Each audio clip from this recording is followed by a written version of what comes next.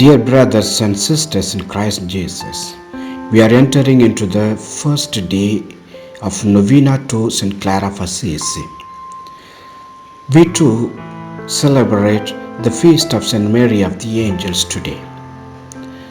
Portiangula is a Latin word which means little chapel. This chapel measured only about 22 feet by 13 and a half length and breadth. It was erected under Pope Liberius from about 352 to 66 by the hermits from the valley of Josaphat. The same legend relates that the chapel passed into the possession of St. Benedict in 516. It was known as Our Lady of the Valley of Josaphat or of the Angels. The latter referring the name to the singing of the angels, which had been frequently heard there. It was here that on 24th February 1208, St. Francis of Assisi recognized his vocation. Of course, he had many conversions, yet here too he had a call of God. The Benedictines of the Cluny congregation from about 2200 had presented St. Francis about 1211 with a little chapel Portiangula and a little portion of a land. The friars began to live at the little portion in early 1211. The early companions of Francis had a liking towards this particular place because it is the mother house of the Franciscan order. St. Clare of Assisi came to St. Francis to accept her as a penitent. She too sacrificed her hair on the altar, which means to say that she offered her total self at the altar of God, Mother Mary as a witness. Before fled into Portiangula, Clare, often with her servant, have visited Francis and consulted about her future. Clare is back to Portiangula.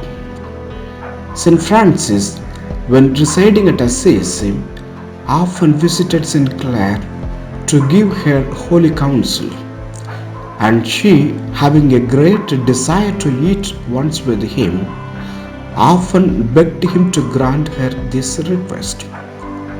But the saint would never allow her this consolation.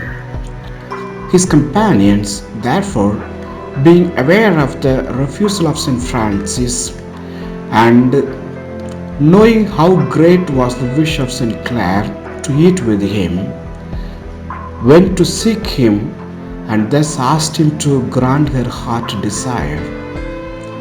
St. Francis answered, "It seems to you, then, that I ought to grant her this request?"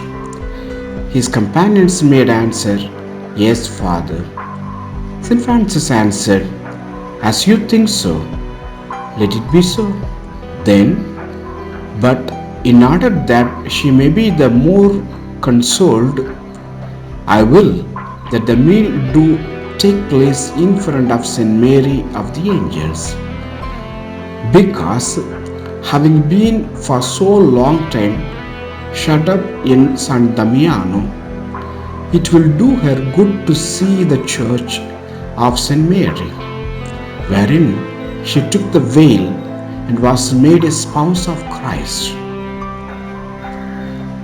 There then we will eat together in the name of God."